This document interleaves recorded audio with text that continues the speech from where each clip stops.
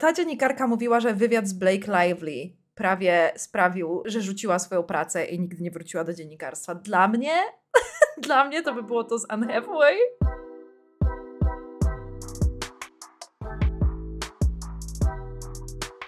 Nie wiem, czy pamiętacie, omawialiśmy ostatnio aferę Blake Lively i jej promocji filmu It Ends With Us, Ryana Reynoldsa i tego wszystkiego. I przy okazji wypłynął jeden wywiad sprzed lat z Blake Lively, który prowadziła ta dziennikarka, którą tu teraz widzicie, Kirsty Fla. I ten wywiad był okropny. Cały miał takie mean girl energy i wyglądał jakby Blake razem ze swoją koleżanką miały po prostu tak dość tej dziennikarki i się z niej wyśmiewały w taki nieoczywisty, ale bardzo widoczny sposób.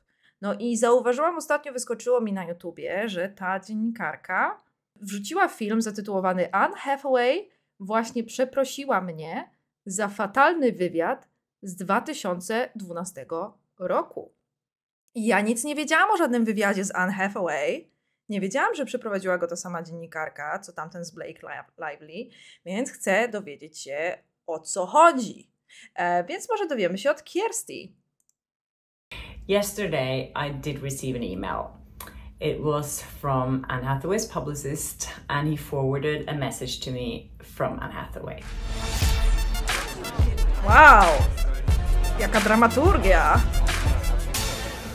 Hi, and welcome to Blossom Talk. I am Shashti Flo. I'm an entertainment reporter and a journalist. I've been working in Hollywood for many, many years, and I've interviewed a lot of celebrities. I have about 500 interviews here on my channel. If you want to browse around, Wenus. Mamy tylko 6 zdjęć z powierzchni zrobione przez radziecka sond. Jedna przetrwała 127 minut, a zakładali maks pół godziny. Temperatura i ciśnienie sprawia, że nic tam nie przetrwa, co zostało zbudowane na ziemi. Fajen, no nie. Mieszkam tam. Ostatnie zdanie to było mieszkam tam. Aura Demure, bardzo dziękuję za informacje z pierwszej ręki najwyraźniej. I ja myślę, że tak jak ty, ja jestem zbudowana inaczej, ja bym przeżyła na Wenus. Ja jak coś, to lecę na Wenus. Co myślicie? Free to do that. Lately I've been doing some videos where I take you a little bit behind the scenes of what's happening when I do these kind of interviews and trying to just be a bit transparent and honest about this job. Pekarczy podsyła, jak Anne Hathaway, do której simpuje cały nasz czat, gasi dziennikarza, który wypytuje ją niegrzecznie o zrzucenie wagi do roli Catwoman. Zobaczmy. Czat już broni Anne Hathaway, chociaż jeszcze w ogóle nie mamy pojęcia, co zrobiła i za co przeprasza. Trzeba przewinąć kawałek, dobrze. And beautiful and operatic. Oh, so epic and beautiful and operatic, and I'm so unbelievably happy to be a part of it. Bartek pisze, nie obchodzi mnie, co zrobiła. To co tu robisz? Nie musisz oglądać. Bartek supports women's rights and women's wrongs. You are in phenomenal shape. Thank you. You're very gracious. You're always in great shape, but you had to make sure you were in perfect shape for this one, didn't you? It wasn't about being in perfect shape, it was about being able to do the stunts and the fighting perfectly. What was that suit like? It had to be comfortable to wear, but it looked like it was so form-fitting, was it? It was form-fitting.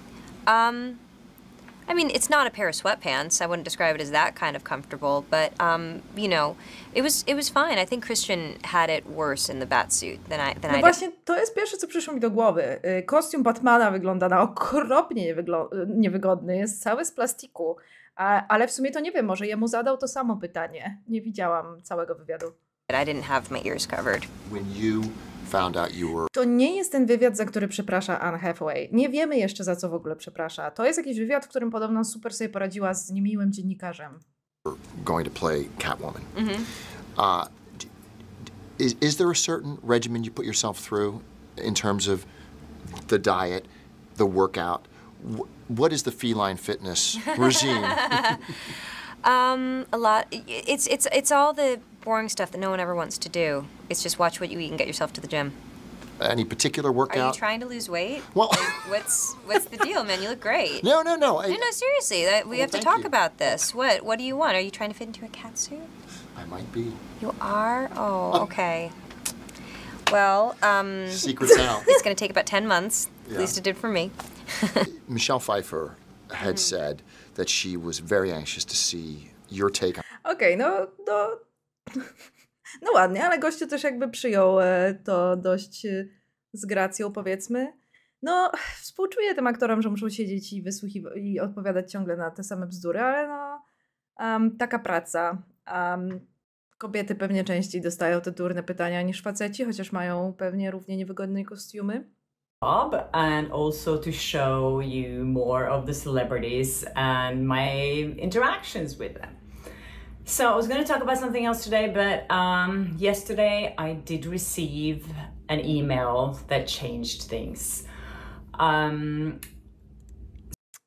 Banana Shake 51, bardzo dziękuję za podarowanie suba Agent of Burgundy. So on Saturday I published a video where I kind of went into one of my old interviews from 2012 where I was doing a press junket, as we call them, for Les Miserables.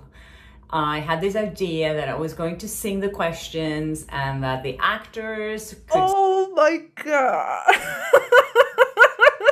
To brzmi jak taki zły pomysł. Chociaż z drugiej strony, szczerze mówiąc, to mogło wyjść genialnie. No, mogłoby to wyjść, wiecie, z taką nutką absurdu, jak wypytywanie Elijah Wooda, czy będzie nosił peruki, i czy nosił peruki, i czy zamierza nosić peruki, i kiedy będzie nosił peruki. Wiecie, przy promocji tych filmów, tych wywiadów są setki. I one wszystkie wyglądają tak samo. Ja jestem pewna, że mają ich dość, zarówno dziennikarze, jak i aktorzy, więc no kombinują jak mogą, żeby wprowadzić chociaż cokolwiek ciekawego. Papa John Minecraft, dziękuję za suba. Sing the answers back to me. It was kind of a silly thing, but I thought it was fun. It was a musical after all, and most actors played along with it. It was Hugh Jackman. He was even rhyming, and he's always super nice. And oczywiście, że Hugh Jackman odśpiewywał pytania, przecież on żyje po to, żeby śpiewać w musicalach. Ja się założę, że nawet gdyby nie zadawała mu pytań śpiewając, to on by odpowiedział śpiewając. Ja się założę, że on zamawia kawę rano w knajpie śpiewając. And Eddie Redmayne, Amanda Seyfried, Samantha Barks, and Russell Crowe. My duties to the law. And Anne Hathaway. So I showed you how all the actors reacted to... Ała! Ała!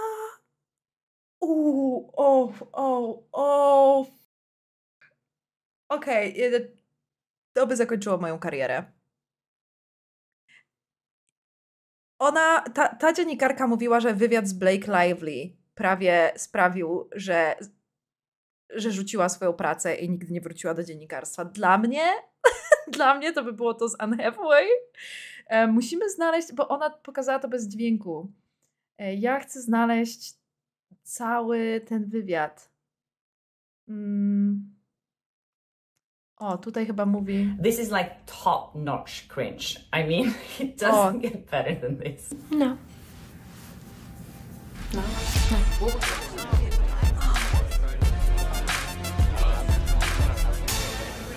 Hi and welcome to Floss and Talk. I am Jashti Flo. I'm an entertainment reporter and I've interviewed celebrities for a living for... Dobra, tu opowiada o tym pomyśle i tutaj będą reakcje aktorów. Anyways, so here we go. This is how Hugh Jackman reacted. Were there any awkward moments like this on set because you had to sing and not talk?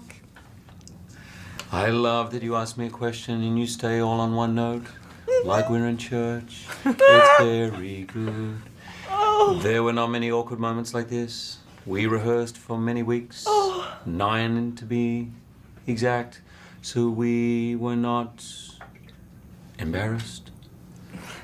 We did that whole thing. Ależ on jest w tym dobry. Nie dość, że od razu odpowiedział jej energią, odśpiewując swoją odpowiedź, to jeszcze wymyślił coś śmiesznego, żeby jej odpowiedzieć. Uwielbiam go. Like 3 notes. That was good. That was good. Did you go to church a lot when you were younger? Oh, did he?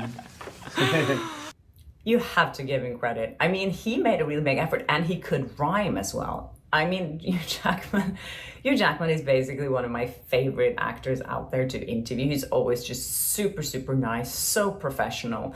You know, I remember I met him once and he had skin cancer. So he had a little Band-Aid on his nose and he talked about it and he was still there with the Band-Aid on his nose and I thought that was pretty amazing. There were hundreds. Are we going to stay on the one note or are we going to graduate to another note? Następny zwrócił na to uwagę. You could sing just the way you want to. He's so sweet. I love he's so shy and sweet. And he was blushing so much in that interview. It was so adorable. Słodziak. Natalines pyta, kocham Kitku z tyłu, ale jak on śpi? Nie rozumiem. A to trzeba długo studiować chrupkę anatomię, żeby zrozumieć. Spokojnie, kiedyś tam dotrzesz. And of course, Amanda Seyfried. Następny komentarz od Niespokojnie Glamour. Przepraszam, ale nie wytrzymam. Czy to jest normalne, że chrupek śpi w pozycji mam 75 lat i wywróciłem się pod prysznicem? Jemu nie może być wygodnie. Gdybyście widzieli go teraz od tyłu, to zorientowalibyście się, że on tak naprawdę śpi w pozycji martwego Petera Griffina. And I forgot that I was singing and I'm going to do an English accent because that's what I was trained to do. It was just like second nature. I think she is the sweetest person in Hollywood. She's just so sweet. I've met her a few times. And she's just this adorable, sweet, vulnerable, honest human being. And I really, really, really like her. But then it was Anne Hathaway. So I was going to ask you to do the first question in singing. Can I sing it to you and you can sing back the answer? Well, I won't be doing that, but you're more than welcome to sing. Kirsty Fla from TV2 Norway. And I was sitting there like, okay, this is not going the way I hoped for. But then I thought, heck, I'm going to do it anyways. And you have speed. Okay, I will try. So were there any awkward moments like this on the set? Because you had to sing and not talk? Yeah, so Anne Hathaway was not very excited to be singing to me, and that interview just went completely downhill after that. She was just being like so dismissive of me. Do you feel that love was more passionate back then, or people would sacrifice more for love than we do today? No. No? No. Do you remember your first crush? Nie, okej. Okej, czyli nie chodzi o to, że Anne jej odpowiedziała, że nie będzie bo na początku myślałam, że to chodzi tak, że ta dziennikarka zaczęła śpiewać, a Anne od razu jej przerwała, mówi, nie robimy tego. To byłaby jedna rzecz. Tak, Anne zwróciła jej uwagę od razu, nie sądząc, że to jest jeszcze część wywiadu, że jak coś, to ja nie będę odpowiadać śpiewając. Pewnie jest zbyt zmęczona na to, żeby się wysilić na coś, wiecie, żeby robić takie głupotki. Problem w tym, że potem zadała jej kolejne normalne pytanie z serii takich bzdurek, o które się pyta na promocyjnych wywiadach do filmów, a Anne kontynuuje tę energię, odpowiadając jednym słowem. I to jej utrudnia jej pracę. Domyślam się, że Anne ma wpisane w kontrakcie, że będzie musiała brać udział w tych wywiadach. Dobra, Bartek na mnie krzyczy, daj jej skończyć. Dobrze, zamykam się. No. You don't? Okay. Thank you very much. Thank you very much. Thank you. It's nice meeting you. She hated me, let's face it. No, dałam jej skończyć, Bartek. I co? Jak myślisz?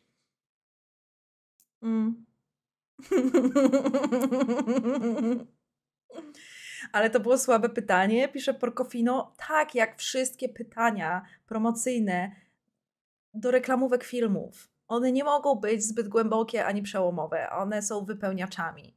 I są po prostu chałturką do odklepania i przez dziennikarzy, i przez aktorów. I problem jest w tym, że jasne, każdy z nas może mieć gorszy dzień. W pracy również. I Anne Hathaway ma wszelkie prawo mieć gorszy dzień w pracy. Problem w tym, że też kompletnie zjechała dzień w pracy tej dziennikarce. Też nie zwracając trochę uwagi na nierównowagę sił. W sensie, że Anne Hathaway wróci do swojego wspaniałego domu i sobie odpocznie po tym dniu pracy, a ta dziennikarka wróci i będzie się pewnie przez tydzień zastanawiała, jak to wpłynie na jej karierę i co zrobiła nie tak i czy, wiecie, czy nadaje się do tej pracy. Oczywiście, że mogą być ludzie bardziej, może celebryci też mogą być czasem niemili, jak są zmęczeni, ale tak jak my wszyscy inni śmiertelnicy powinni za to przeprosić i wygląda na to, że właśnie to zrobiła. She really hated me, and she didn't like that idea at all either. That was pretty obvious. I did actually post that interview on my YouTube channel, and a representative from the studio told me to take it down. He was like, you know, if people are going to see that, you might be blacklisted. And I was like, okay. Basically because she wasn't very nice. Widzicie? Czyli dziennikarka może zostać zblacklistowana w branży, dlatego że Anne była dla niej niemiła. Widzicie teraz tę odpowiedzialność, która spoczywa na aktorach biorących udział w produkcjach. Odpowiedzialność za ludzi dookoła nich też pracujących, co musi być wyczerpujące, no ale tak jest. Which I've talked about before, when the celebrities are not nice, it's always the journalist's fault. I have to admit, maybe it was too much to ask her to sing back, but she could have been nice for the rest of the interview. It's just like I was just sitting there trying to make it a little more fun for everyone, and she wasn't having it. And then she was, you know, annoyed with me for the rest of the time. I have met Anne Hathaway after this, actually, and she has been very sweet. So I think this was kind of during that time when she was called out for not being nice. LaRouche pisze drama z dupy. Dała jej pytanie, na które może dostać odpowiedź tak, nie i dostała taką odpowiedź i problem. No, come on, nie udawajmy, że jak idziemy na wywiad i dostaniemy pytanie, na które można odpowiedzieć tak lub nie, to jest sensownie odpowiedzieć po prostu tak lub nie i nie dodać nic więcej. Marnujemy wszystkich czas w ten sposób. I remember the Hatha hater, this whole movement that was going on for a while where she was called out for not being nice, and she did actually put her act together and she behaved very differently the other times I've met her. So I'm very happy that I got better experiences with her after this, because... Dobra, zobaczmy przeprosiny. My question and how some of them sang back, some of them started laughing, and then I showed a clip of Anne Hathaway who was not very positive to that idea. I also showed a couple of clips of her when she was being quite... Ależ ona jest nierealnie piękna.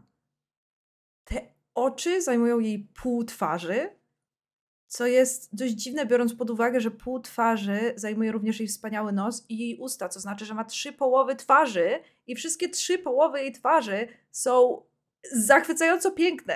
Nie wiadomo, na co się patrzeć tutaj. Dismissive towards me, and it created some reactions. A lot of you commented saying that she was super rude, and some were protecting her and saying that she probably had just a bad day. Yeah. Yesterday I did receive an email. It was from Anne Hathaway's publicist, and he forwarded a message to me from Anne Hathaway. I would have to say I was pretty shocked. I had not expected her to reach out to me at all. I thought she was never going to even see that video, but she did. And she did something pretty amazing. She sent me a long email explaining to me what she was going through right then when she did this interview. And she apologized for giving me an awful interview, basically. It was so touching to me. Just talking about it makes me almost teary-eyed, because I was just so grateful that she did that. And it was a very personal note, and we decided that I wouldn't share exactly what was in the email, but I just wanted to share with you guys what she did, because I thought that was just so amazing. I'm sorry there's a bit noise in the background. They're trimming all the trees here, so please try and Okej, ale wyślesz nam maila z przeprosinami? not listen to that awful noise. So I replied to her and I said, you know, I'm so grateful that you did this and it means a lot to me that she did. And I said, you know, if you ever want to sit down and talk about it, I'm here. And then she invited me to interview her for her next movie that's coming out in May. So yes, I'm really looking Wilcza właśnie zasugerowała na czacie, że Anne Hathaway wysłała te przeprosiny śpiewając. Wysłała jej nagranie, na którym to by było wspaniałe. Jakby Anne Hathaway zaśpiewała jej swoje przeprosiny. Ale zmarnowana okazja. forward to that, Anne. Thank you so much for doing that. I have so much respect for people who own up to their mistakes and say they're sorry. Sorry is such a powerful word. And this is so amazing. So thank you really from the bottom of my heart for saying that you're sorry. And it's a long time ago now. I have no hard feelings about it. And, you know, I think this is kind of the message that I've been trying to like put forward in these videos that I've been making, you know, that we have to be nice and polite to each other. And I try to own up to my mistakes. I'm showing you a lot of my big mistakes when I'm making a jerk out of myself. And, you know, sometimes I have good ideas for interviews, sometimes they fall flat, you know, but I want to be open and share all of that. I think when things like this happen, it's just so worth it, and it shows that we're all humans, we're all in this together. It doesn't matter who you are. Let's just be nice to each other and polite and treat each other with respect. So wow, ten film ma jeszcze 5 minut i zastanawiam się, co niby jeszcze w nim zmieściła, ale zgadzam się z ogólnym przesłaniem, że sytuacja, w której ktoś zachowa się jak dupek, kiedy jest osobą publiczną, a później przeprosi, są być może nawet bardziej cenne niż kiedy ktoś zachowuje się idealnie cały czas, bo dają nam, zwykłym śmiertelnikom, okazję do tego, żeby sobie przypomnieć, że niezależnie od naszych parasocjalnych relacji z popularnymi ludźmi, oni nadal są ludźmi.